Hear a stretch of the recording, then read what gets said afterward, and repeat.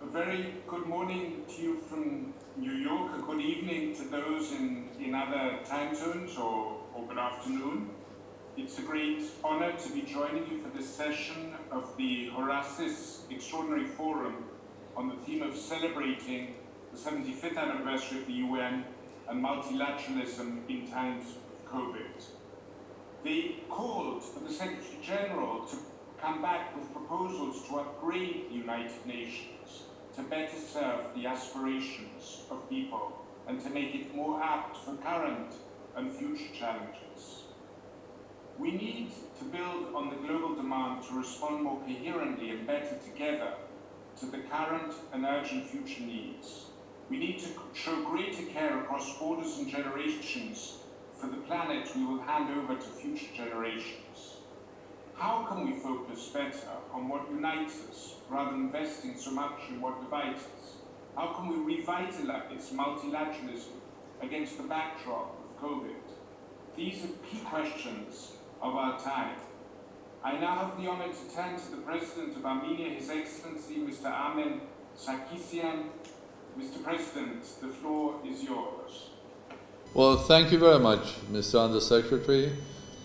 And Fabrizio, I would like to start saying thank you to Horasис that has organized this virtual meeting, and of course the United Nations and you personally that you have been engaged now in this dialogue. Indeed, 75 years. For me, United Nations, except being what it is, and for the whole planet as an international huge organization, the biggest one, it is also a creation of humanity. We should also thank United Nations not only for the platform that has created for all nations to have this important dialogue to each other, but also for everyone and each problem that United Nations has helped to resolve. Every and each conflict that United Nations had helped to prevent. Every each nation or nationality that had the inspiration of getting to a different life, of being the owners and the rulers of their own fate, and the United Nations has helped them to become a member of the international community. So there are many things that the United Nations has done in health, in education, in arts, sciences, technology. So when I think about the United Nations, this is an organization that should be the organization that should be given multiple Nobel Prizes and recognize the wonderful job that the United Nations has done during all of these years.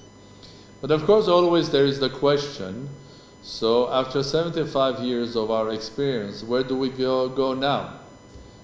Where is the next step, or where is the next direction? And when I think about United Nations today and the United Nations in the future, two words come to my thoughts. And one of them is the classical one, and that classical one is dialogue. Because that was the base of United Nations, bringing all of the different states together for a dialogue, and through dialogue resolve the problems that different nations, regions are facing. So going for the next 75 years, I don't think that we have to change it, because there is nothing better than dialogue that we can create, even in the new world. So the second word that comes to my mind is new world, or you can say welcome to the new world. So I think in order to have a United Nations that will be as effective as the previous 75 years in the next one, we have to understand that the next 75 years, this world is going to be different. The United Nations as an organization should stay. It should continue exercising dialogue, but in a completely different world, which is, sometimes I call it quantum world. My message here is, welcome to the new world, and this new world is not classical. So many things have changed. So where is the challenge here?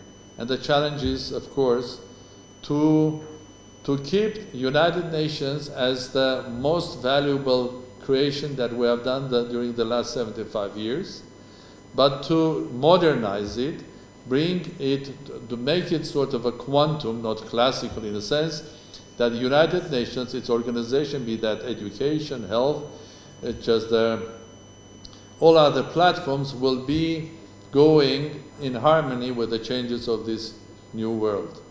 And of course, the Second World Dialogue stays as the most important one. And to be honest, as a president of the Republic of Armenia, today I am just facing a big lack of it, of dialogue. Why? Because our neighbor Azerbaijan, that had a problem with Nagorno-Karabakh, and there with both sides were using, or both sides of the conflict, because Nagorno-Karabakh has decided to live a free life through a referendum, like in sort of a normal 20th century world. But the reaction from Azeri side was a war in the early 90s. Soviet republics, each of them declared that the empire is gone, now each of us can declare that we are independent. Nagorno-Karabakh was a part of Azerbaijan only for 70 years, and because of the empire. The previous thousands of years, it was a part of Armenia, and it was always inhabited only by Armenians. So Comrade Stalin gave it to Azerbaijan, fine. After the breakdown of Soviet Union, Nagorno-Karabakh decided to become independent, but the reaction was not 20th century, it was a little bit medieval. But there was an organization, OSCE Minsk Group, and they were negotiating. There was a dialogue that was, I was hoping that the dialogue eventually will take us to the final resolution of the conflict, because that's the human spirit which is sitting as a core of United Nations as well. But 27th of September, Azerbaijan decided that they will try to resolve this issue not by dialogue, but by a gun.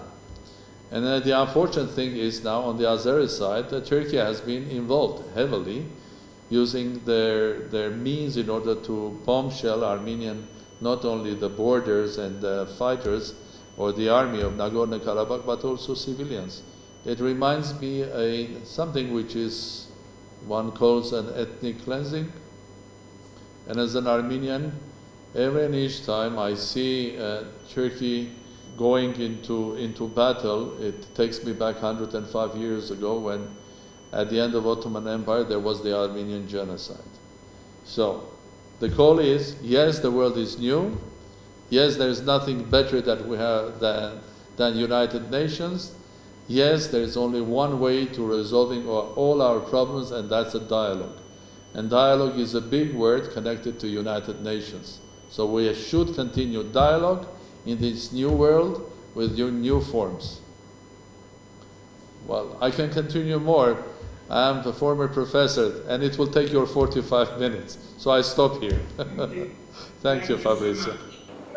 Excellency, for those insightful words and the stress on both ensuring that good old-fashioned dialogue remains a dominant part of our international affairs, the dominant part of our international affairs, while we also need to modernize and adapt to the new world you so eloquently described.